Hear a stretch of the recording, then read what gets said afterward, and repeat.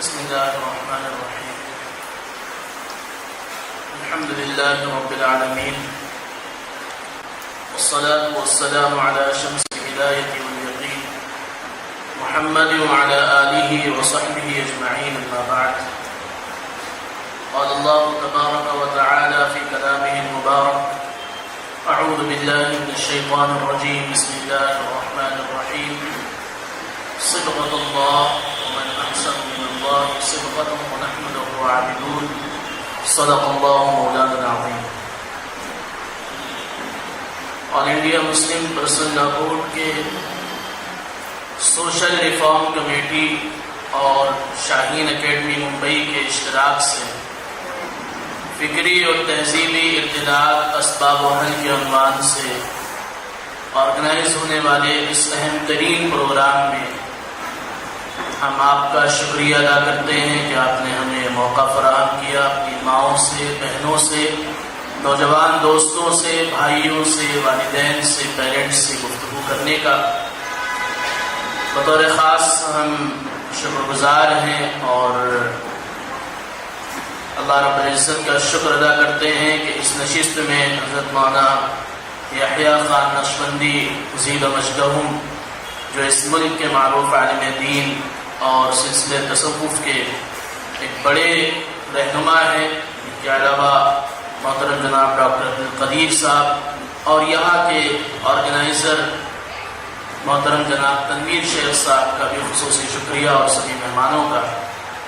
موضوع بہت اہم ہے اور اس موضوع پر پچھلے 1.5-2 مہینے میں ملک کے الگ الگ حصوں میں بہت سارے پروگرام ہوئے ہیں، سلسلہ جاری ہے۔ اور سب سے پہلے یہ سمجھنے کی ضرورت ہے کہ فکری اور تہذیبی ارتداد کہتے کسے ہیں، اس کی ضرورت کیوں پیش آ گئی، اور اس پر ہم اور آپ اپنا قیمتی وقت نکال کر کیوں یہاں پر آئے ہیں۔ ارتداد، جس کا انگریزی میں آپ کے بینر پر ترجمہ کیا گیا کہ یہ اپاسٹوسی کہا جاتا ہے، اس کو آپ بہت سمپل ورڈ میں سمجھیں، خاص کر نوجوان دوست اور ہماری مائیں اور بہنیں سمجھیں۔ ارتداد کا معنی ہے کسی چیز کو یہاں سے اٹھایا اور یہاں رکھ دیا، یہاں سے اٹھا کر یہاں ٹرانسفر کرنے کا نام ارتداد ہے۔ یہ ارتداد جب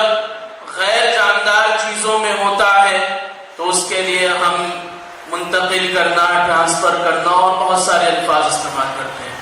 لیکن جب یہ ارتداد انسانی سماج میں وجود میں آتا ہے، انسان کی سوچ و فکر میں آتا ہے،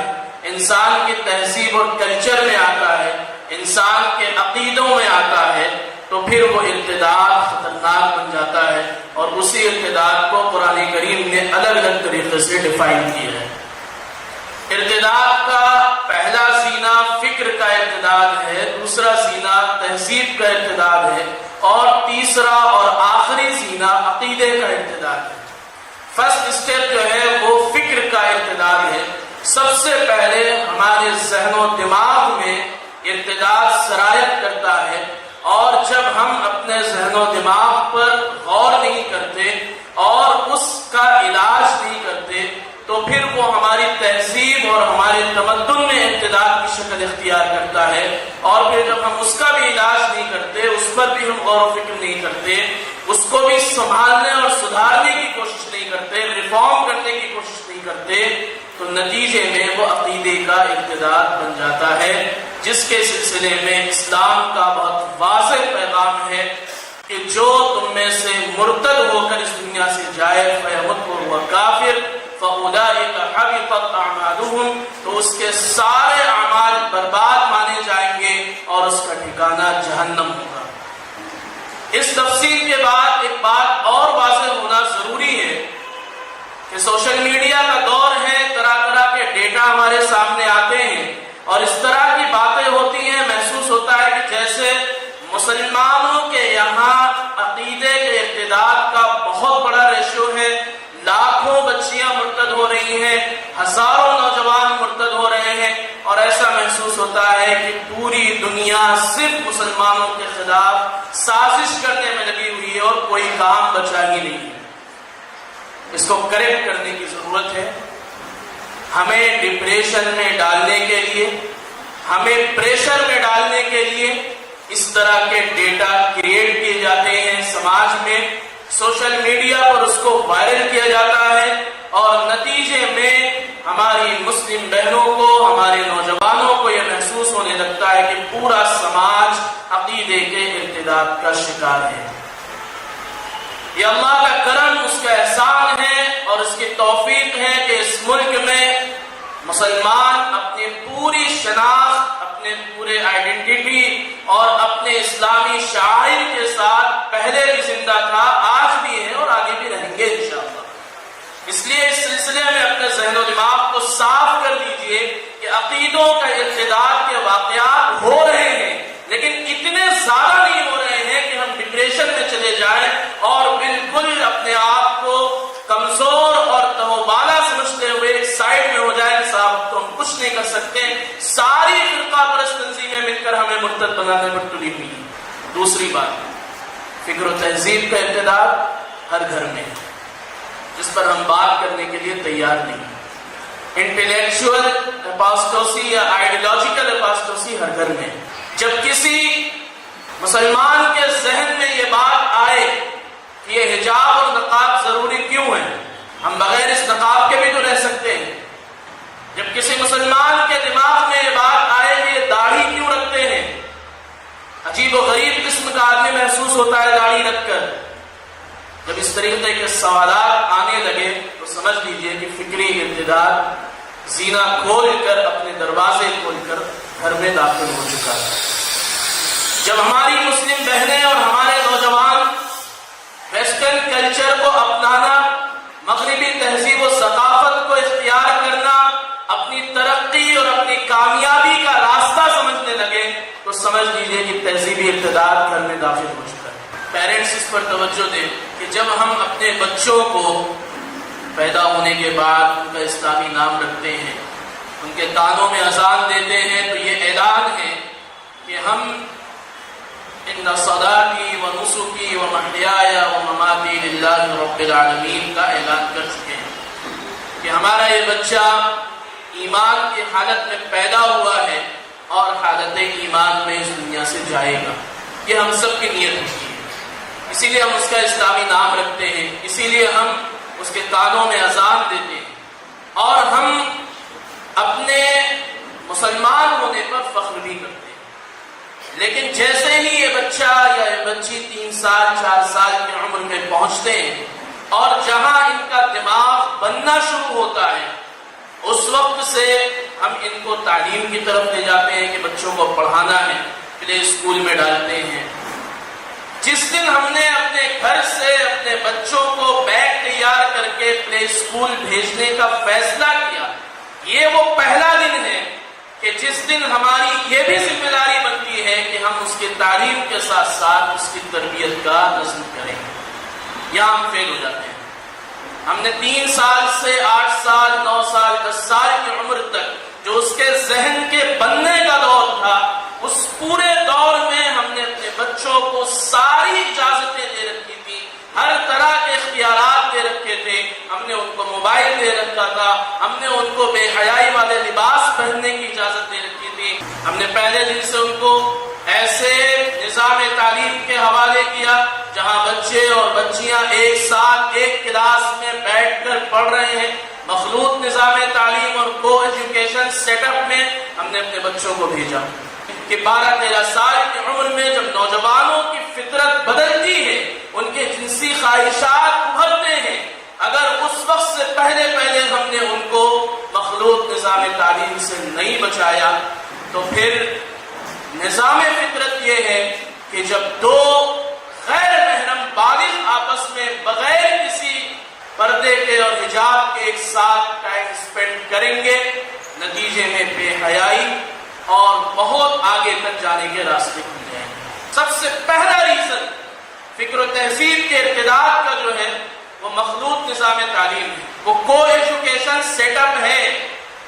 آج میں یہ بات کہہ رہا ہوں، 20 سال پہلے بھی یہ بات کہی گئی ہوگی، آج سے 20 سال بعد بھی یہ بات کہی جائے گی۔ شاہین جیسے ادارے اس خلا کو پر کرنے کی کوشش کر رہے ہیں، لیکن ہمارے پیرنٹس کی یہ ذمہ داری ہے کہ وہ جہاں بھی اپنے بچوں کو بھیج رہے ہیں، یہ سب سے پہلا کام ہے کہ ہم کو ایجوکیشن سیٹ اپ میں اپنے بچوں کو ہرگز نہ ڈالیں۔ تیسری بات، اسی تربیت کے ناحیے سے میری بات سمجھنے کی کوشش کیجئے۔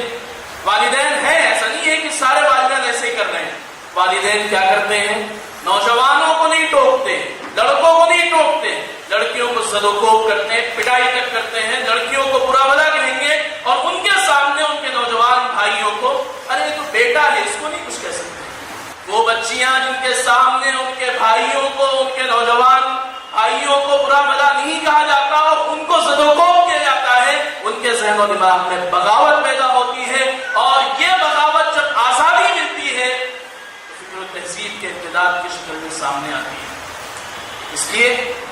تربیت کے اس زاویے کو، اس میکینزم کو چینج کرنے کی ضرورت ہے۔ جیسے اللہ آپ سے آپ کی بیٹیوں کے بارے میں سوال کریں گے، ویسے ہی اللہ آپ سے آپ کے بیٹوں کے بارے میں بھی سوال کریں گے۔ تیسری اہم ترین بات جو تہذیب اور فکر کے ارتداد کے وجوہات میں اس وقت کا بہت بڑا سبب ہے، وہ ہے بچیوں کا دیر سے رشتہ ہونا، بچیوں کا نکاح دیر سے ہونا۔ جب بچیاں 30 سال اور 35 سال کی عمر تک پہنچ جاتی ہیں، ادھر ہم نے ان کو بہترین تعلیم دی، شاندار تربیت دی، لیکن ان کے نکاح کی دیری کی وجہ سے جب وہ جاب کرنے کے لیے گھر سے باہر نکلتی ہیں یا گھر کے اندر رہ کر موبائل کے چیٹنگ میں مصروف ہوتی ہیں، تو یہ دوسری بڑی وجہ بنتی ہے ان کے ارتداد کے راستے کی طرف لے جانے کی۔ اس لیے والدین کو اس سمت توجہ دینی پڑے گی کہ اپنی بچیوں کا وقت پر نکاح کریں، اور وقت پر نکاح کرنے کے لیے 3 کام کرنے پڑیں گے کہ بچیوں کے نکاح میں جلدی اسی وقت ہو سکتی ہے جب ہمارے ملک اور ہماری ملت کے سبھی ذمہ داران یہ طے کر لیں کہ ہم آسان طریقے سے سادگی کے ساتھ بغیر اسراف اور بے جا فضول خرچی سے بچتے ہوئے نکاح کریں گے۔ اس لیے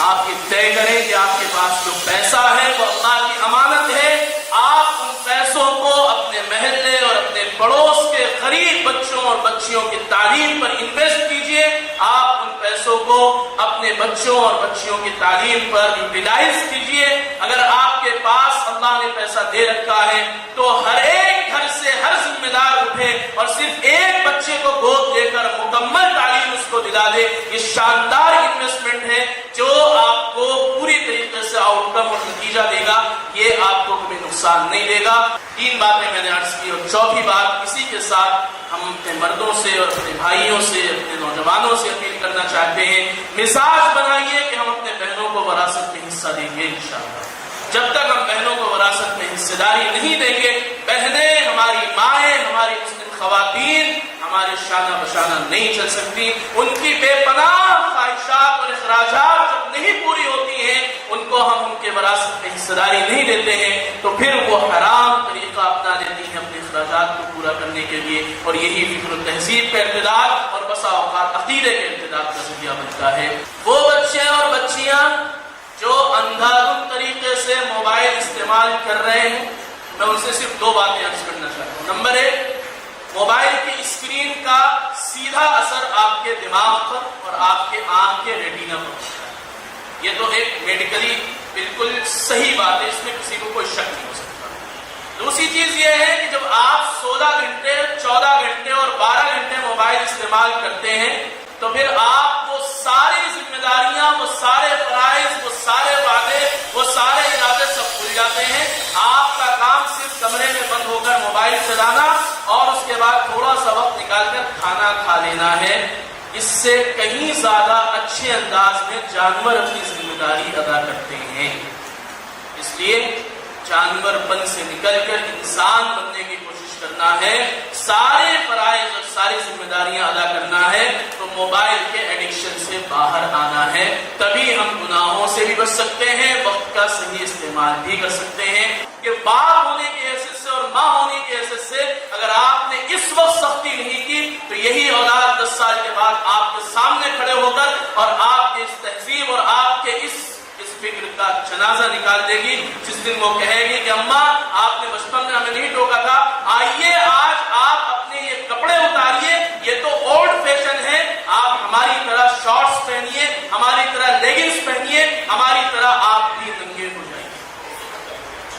اس لیے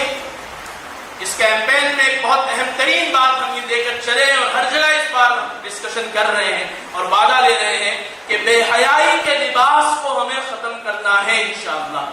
لہٰذا ہاتھ اٹھا کر میرے ساتھ یہ بات آپ وعدہ لیجئے کہ آپ لیگنگز اور شارٹس نہ پہنیں گے نہ کسی کو پہننے دیں گے انشاءاللہ. اس کے لیے کون کون تیار ہے؟